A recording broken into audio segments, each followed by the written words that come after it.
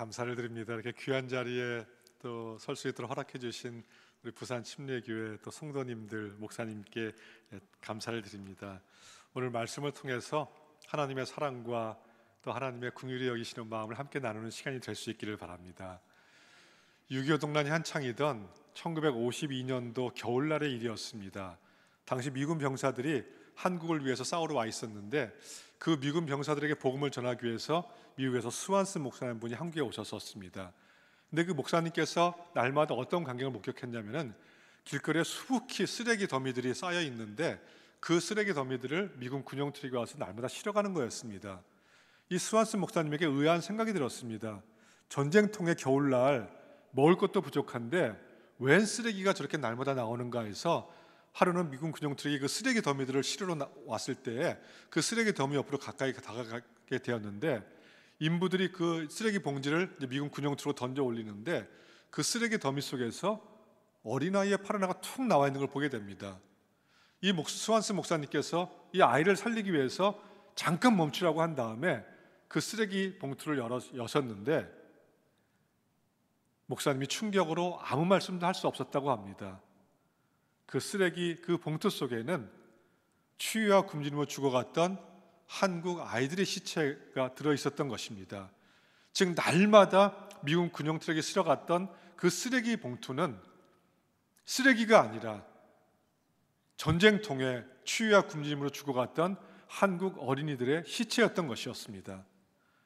이 스완스 목사님께서 그 광경을 보고 충격을 받으시고서 당시 한국 아이들이 동냥할 때 썼던 그 찌그러지고 녹슬은 그 깡통을 들고 미국에 들어가셔서 교회마다 다니시면서 여러분의 눈에는 이 깡통이 그냥 쓰레기통처럼 보이지만 한국 어린이들에게는 이 깡통이 생명줄이라고 하시면서 지금 한국이란 나라가 전쟁을 만나서 수많은 어린이들이 추위 속에 굶주림 속에 죽어가고 있고 그 아이들의 시체가 쓰레기처럼 버려지고 있는데 이 어린이들을 누가 살리겠냐고 호소하기 시작했고 그 호소에 미국에 있는 성도님들이 기금을 모으기 시작한 것이 오늘날 컴패션의 시작이 되었습니다.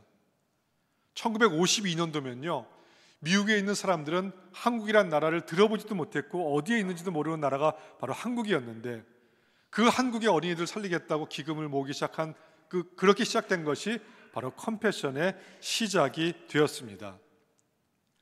이 컴패션이라고 하는 영어 단어는 영어의 두 단어가 합쳐서 된 말입니다. 먼저 앞에 있는 컴이라고 하는 단어는 COM, 영어의 접두사인데 함께라는 뜻을 가지고 있습니다.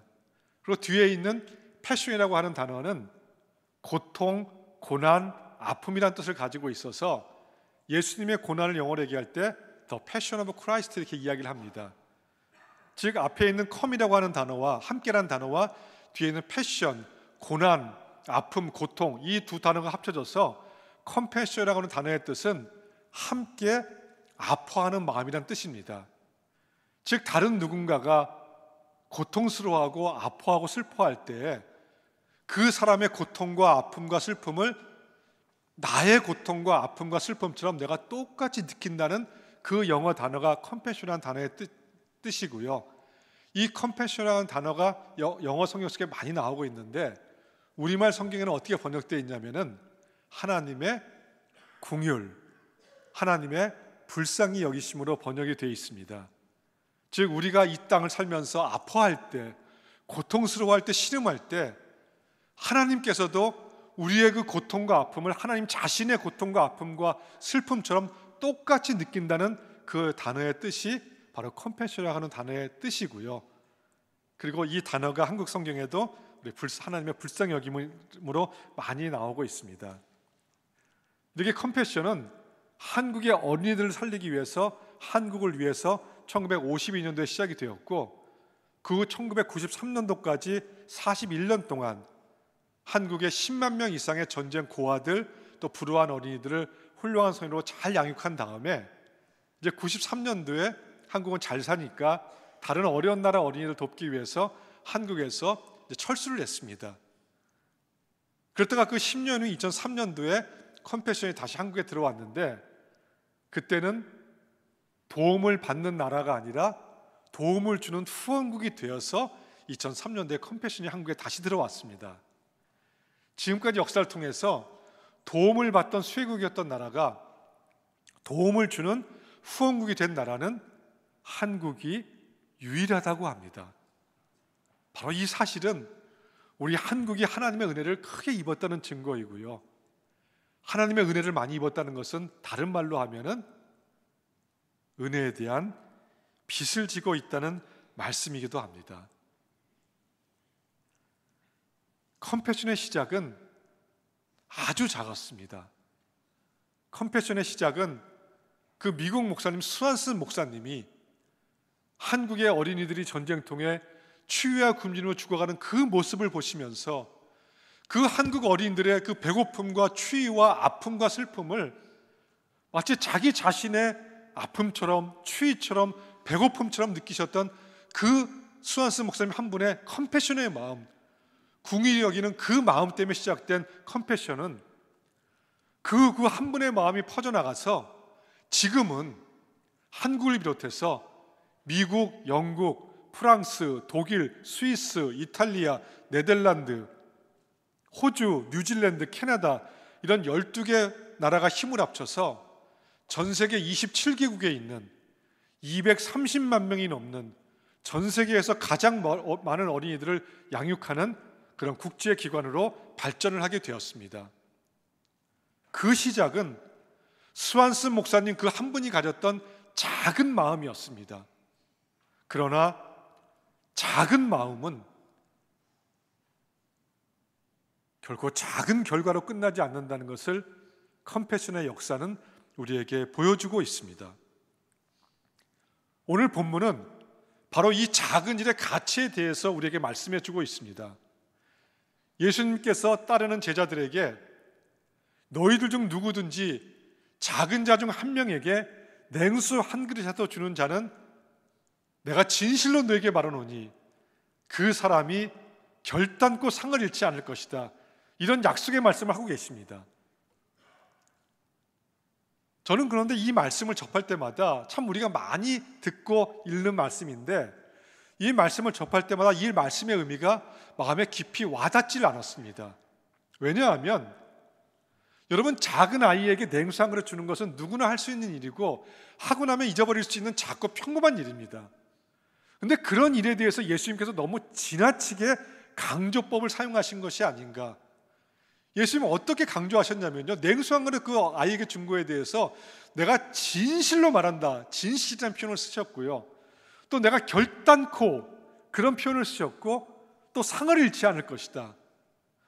너무 작고 평범한 일에 대해서 예수님 너무 과장하게 표현하신 것이 아닌가 해서 제 마음에 깊이 와닿질 않았습니다. 그런데 지금으로부터 정확하게 9년 10개월 전에 이 말씀의 의미를 제가 깊게 깨닫게 된 사건 하나가 저에게 있었습니다. 저는 컴패션에 2014년 1월부터 사역을 시작해서 이제 올해로 10년이 되었습니다. 제가 그 전에는 뉴욕에서 담임 목사로 9년을 있었는데 이제 컴패션에서 저에게 앞으로 하나님 전능하시기 때문에 북한의 문은 반드시 열릴 것이기 때문에 그 북한의 문이 열릴 때 한국교회와 함께 북한에도 똑같이 컴패션 사역을 하기 위해서 준비하자는 제안을 받아서 제가 담임 목사직을 사임하고서 2013년 12월 달에 귀국을 했습니다. 근데 귀국할 때 제가 이삿짐을 배로 붙였었는데 제가 한국에 도착했는데 이삿짐이 도착을 하지 않은 겁니다. 그래서 제가 이삿짐도 없고 또 거처할 데도 없어서 제가 미국에 담임으로 가기 전에는 그 서울에 있는 소망교회에 부목사로 있었기 때문에 좀 소망교회 말씀을 드려서 짐이 올 때까지 그 소망교회에서 저에게 한 2주 정도 그 거처할 수 있는 선교관을 저에게 이렇게 주셨습니다. 제가 거기에 머물 때 있었던 일입니다. 제가 외부에 나가서 이제 일을 마치고서 그 선교관이 있는 그 압구정 전철역에 이제 내려서 그 전철역을 빠져나오고 있는데 그 전철역 역사에서 제가 소망교회 때 알았던 권사님 한 분을 마주치게 된 겁니다. 그 권사님이 저를 보고 깜짝 놀라시면서 아니 목사님 미국에 계신 줄 알았는데 한국에 어쩐 일이세요? 물으시길래 제가 이제 여차여차해서 이제 한국으로 아예 귀국해서 이제 컴패션에서 사역을 하게 되었습니다. 말씀을 드렸더니 그 권사님께서 저에게 이런 말씀을 하시는 거였습니다. 목사님, 제가 지난 10년 동안 목사님을 위해서 하루도 빠지지 않고 날마다 기도하고 있었어요. 근데 제가 그 말씀을 듣는데 제가 깜짝 놀랐습니다. 왜 놀랐냐면요, 여러분, 아무리 친한 사이여도 그 친한 누군가를 위해서, 또 저는 미국에 있었기 때문에 눈에 보이지 않는 그 친한 누군가를 위해서 기도한다는 거, 이거 쉬운 일이 아닙니다. 근데 그 권사님은 저하고 그렇게 친했던 권사님도 아니신데, 그런데 어떻게 저를 위해서 10년 동안 하루도 빠지지 않고 저를 위해서 기도하고 있으셨을까? 제가 그게 의아해서 권사님에게 되물었습니다. 아니, 권사님 왜 저를 위해서 10년 동안 날마다 기도하고 계셨어요? 물었더니 그 권사님이 저에게 이런 말씀을 해주시는 거였습니다. 목사님 미국으로 떠나시기 전에 한 10년 전쯤에 저희 구역에 와서 같이 구역 예배를 드릴 때 구역 식구들이 기도 제목을 내놓으셨다는 겁니다.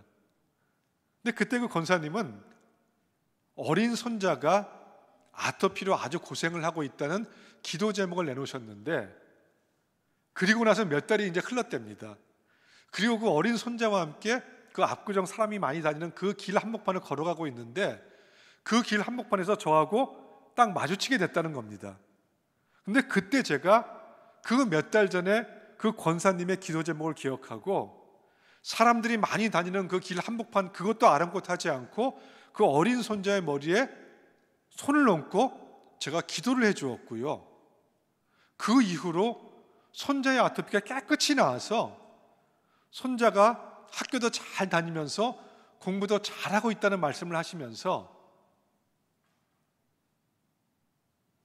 바로 목사님께서 몇 달 전 자기의 기도 제목을 기억하고 그 길 한복판에서 손자의 머리에 손을 놓고 기도하는 그 순간에 하나님께 이런 약속을 했다는 것입니다.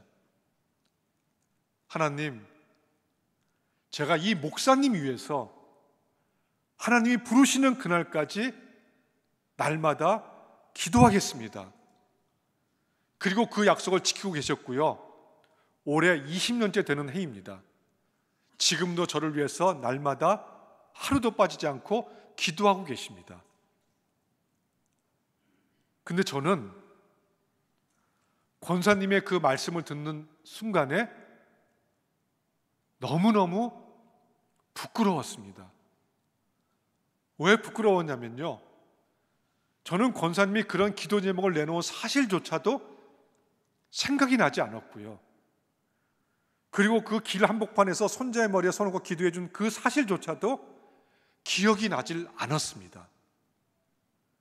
10년이라는 시간이 흐르면서 저는 또 다른 많은 사역들이 저에게 쌓였고 많은 기도 제목들이 쌓이면서 그 권사님의 기도 제목과 그 사건은 제 기억 속에서 사라져갔던 것이었습니다. 그런데 저는 그것을 잊어버렸는데, 그 권사님에게는 그 일은 결코 잊을 수 없는, 평생 동안 잊을 수 없는 너무도 크고 감사했던 일이었던 것입니다. 바로 오늘 본문에서 예수님께서 그 사실에 대해서 말씀해 주고 계시는 겁니다. 사람도 작은 일을 이렇게 기억해 주는데, 하늘에 계신 아버지께서는 그의 자녀들에게 행하신 일에 대해서, 그 일이 비록 작은 아이에게 냉수 한 그릇 준 일일지라도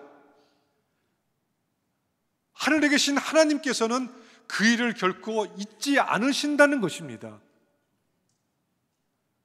너희들은 작은 아이에게 냉수 한 그릇 준 일이라고, 그게 작은 일이라고 잊어버릴지 모르지만, 나는 내 사랑하는 자녀에게 해준 그 어떤 일, 그 일이 냉수 한 그릇 준 일일지라도 나는 반드시 기억할 것이고, 그렇기 때문에 내가 진실로 너에게 말하노니 작은 아이에게 냉수 한 그릇 준 것도 결코 그 상을 나는 잃지 않을 것이다. 그렇게 우리 주님께서 말씀하고 계시는 것입니다. 우리가 세상을 살아가면서 그 누군가에게 준 물 한 그릇이, 따뜻한 말 한마디가, 기도 한 번이 그 누군가에게는 평생 잊을 수 없는 고마움과 은혜로 기억될 수 있습니다.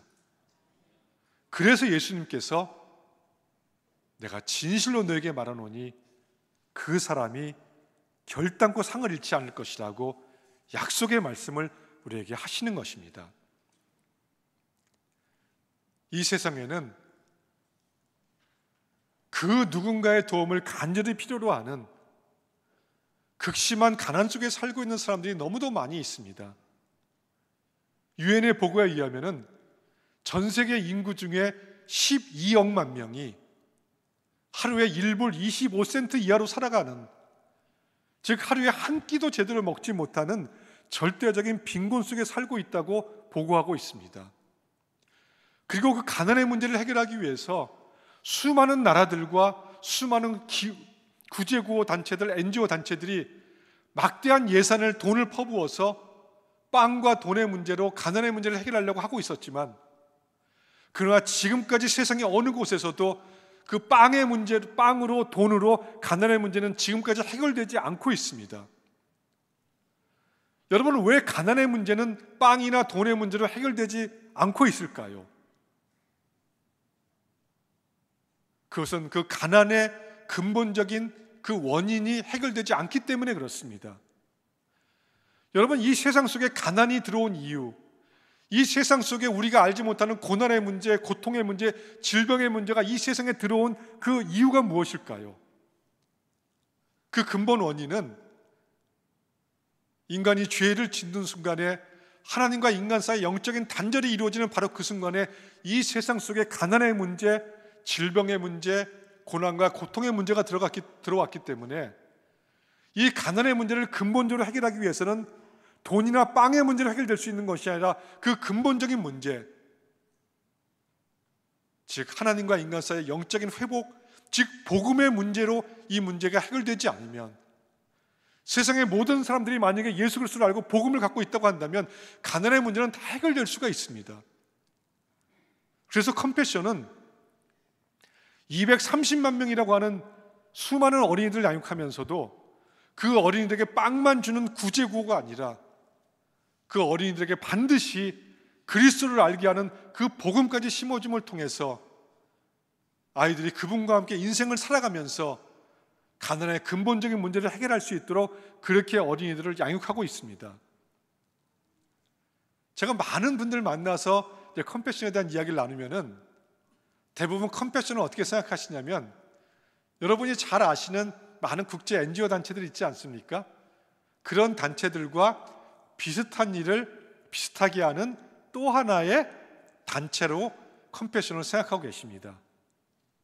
근데 컴패션은 완전히 다른 단체입니다. 컴패션은 어떻게 다르냐?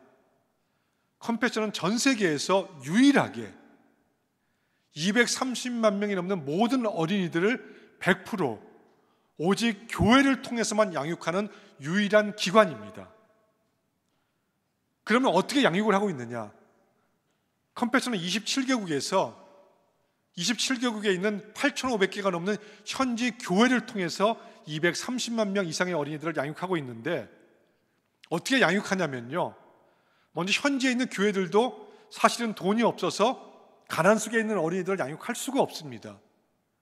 그래서 컴패션은 현지에 있는 그 8,500개 넘는 교회가 어린이 센터를 운영할 수 있도록, 그래서 그 지역사회에 있는 가난 속에 있는 어린이들을 양육할 수 있도록 그 모든 어린이들의 양육 기금을 일대일로 아이들이 후원받게 되면 그 어린이들의 후원 기금을 그 교회 어린이센터에 등록된 그 어린이가 있는 교회로 모든 후원금을 보냅니다.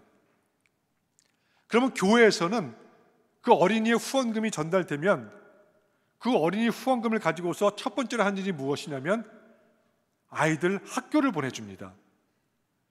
제가 많은 현장을 다니면서 본 사실이 무엇이냐면, 여러분, 학용품 살 돈이 없어서 학교 가지 못한 아이들이 그렇게 많습니다.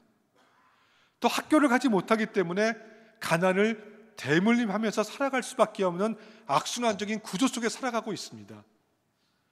그래서 아이의 후원금이 전해지면은 학용품을 다 갖춰주고 교복을 갖춰줘서 아이들 학교에 갈 수 있게 해주고, 그리고 학교에서 정상적인 공부를 마치고 돌아오면은 교회 어린이센터에서는 방과후 역할을 하면서 그곳에서 하는 가장 중요한 일이 뭐냐면 전인적인 양육을 합니다.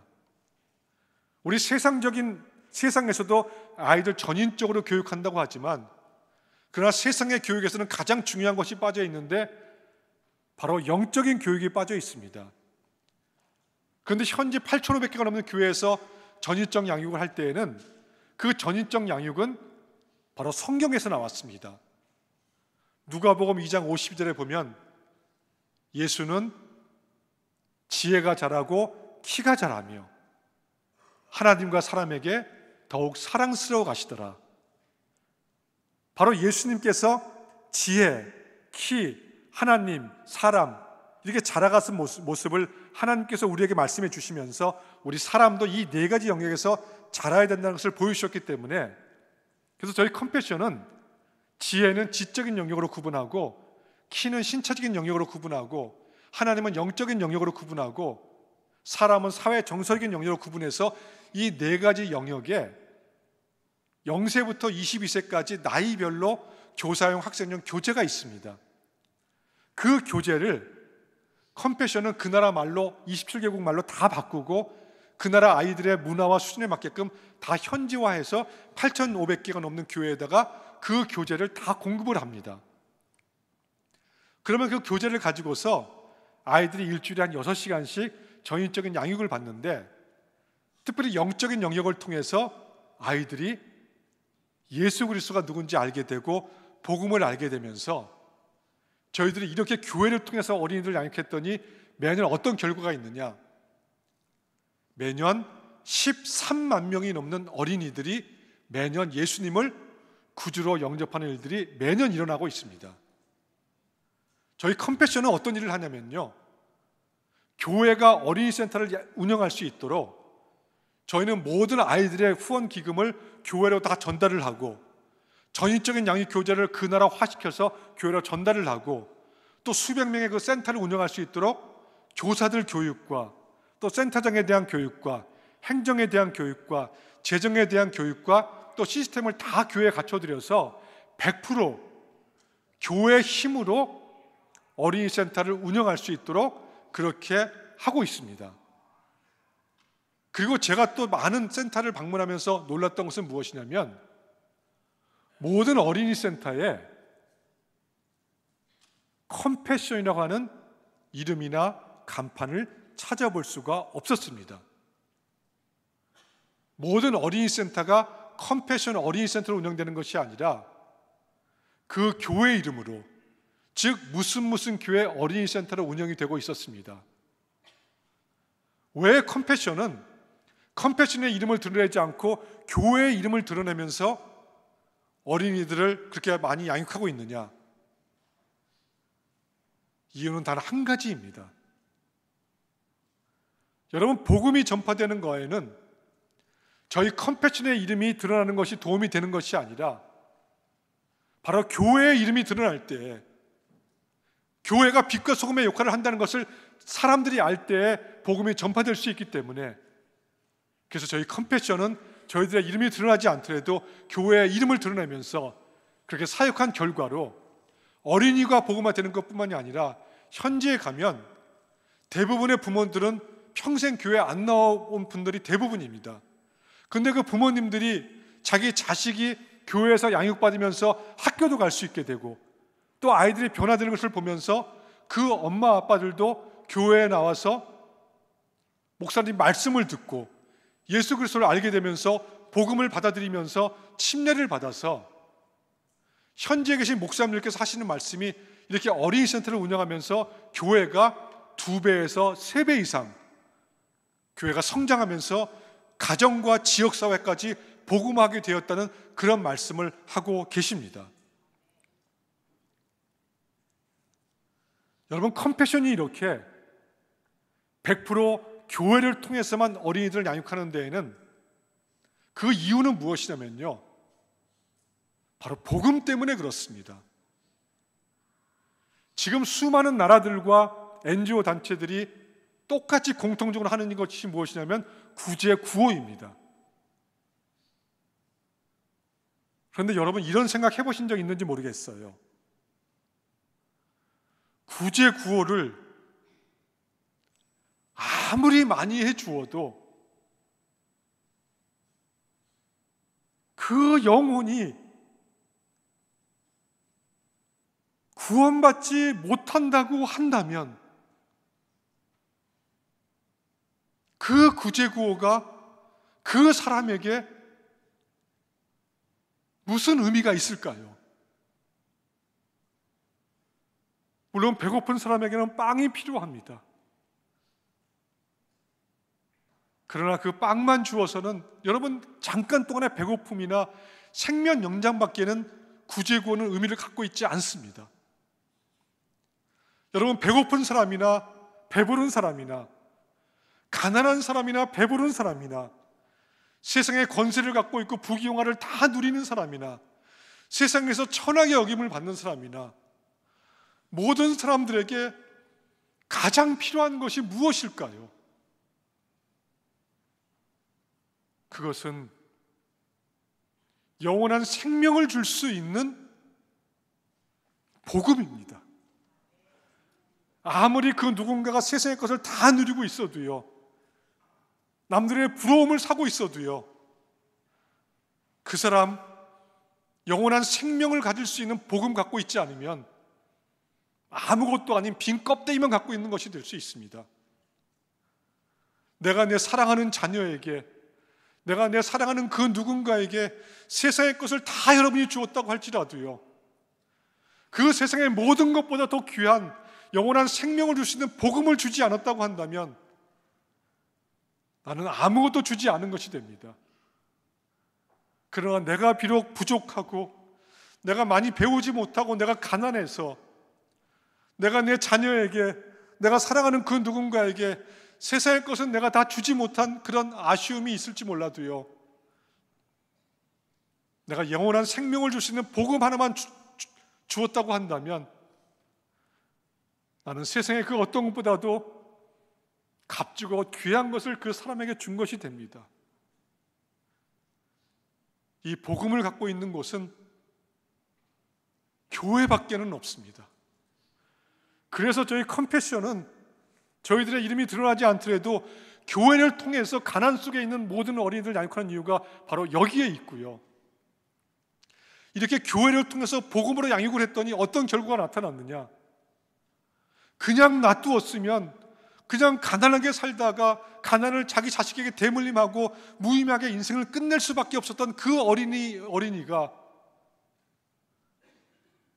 그리스도를 알게 되면서 변화되어서 학교 공부도 할 수 있게 되면서 대부분 모든 어린이들이 훌륭한 성인이 되어서 2012년도에는 우간다에서 최연소 상원의원도 나왔고요, 현지에 가면은 목사가 되고 선생님이 되고 의사가 되고 변호사가 되고 직장인이 되어서 다시 자기의 그 고향을 위해서, 지역 교회를 위해서, 나라를 위해서, 하나님 나라를 위해서 모든 어린이들이 성인이 되어서 그렇게 살아가고 있습니다. 오늘 여러분들께서 후원해 주시게 될, 손잡아 주시게 될 그 어린이의 인생도 가난 속에서 이렇게 변화된 삶을 살게 될 것입니다. 여러분, 아마 세상을 사시다가 하나님 계신데 왜 세상이 이렇게 불공평할까, 이런 생각 해보신 적 있을 겁니다. 하나님 계시면은 불의한 자들은 잘못돼야 되고 하나님 뜻대로 살고 정직하고 의롭게 사는 사람들은 잘 돼야 되는데 세상 보면 꼭 그렇지 않잖아요. 불의하게 사는 사람들, 형통하게 사는 모습 많이 우리가 보고 있고요, 하나님 말씀대로 정직하게 사는 사람들 손해보는 거 많이 보고 있습니다. 저희 컴패션의 홍보대사이기도 하고 또 후원자이시기도 하신, 여러분 잘 아시는 전 국가대표 축구선수였던 이영표 집사님 여러분 아시죠? 이영표 집사님도 똑같은 생각을 했다는 겁니다. 어떤 생각을 하셨냐면 세 명의 아이들 앞에 세 개의 빵이 있으면 그 빵 세 개를 세 명의 아이들이 하나씩 나누어 갖는 것이 그게 공평인데, 이영표 집사님이 세상을 보니까 가진 자는 점점 더 많이 갖고 살고 없는 자는 점점 더 없이 살아가는 세상을 보면서 하나님 계신데 왜 세상은 이렇게 불공평할까? 이런 고민을 하셨다는 겁니다.